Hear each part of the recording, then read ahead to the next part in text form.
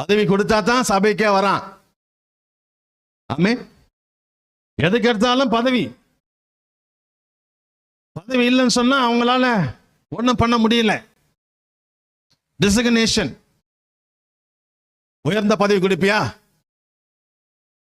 வாங்க ஐயா எங்க ஐக்கியத்துக்கு வாங்க அப்படின்னு கூப்பிட்ட உடனே என்ன செய்யறாங்க? எனக்கு என்ன பதவி கொடுப்பீங்க? என்னதுங்க? எங்களுக்கு என்ன பதவிய நீங்க கொடுப்பீங்க? அல்லேலூயா.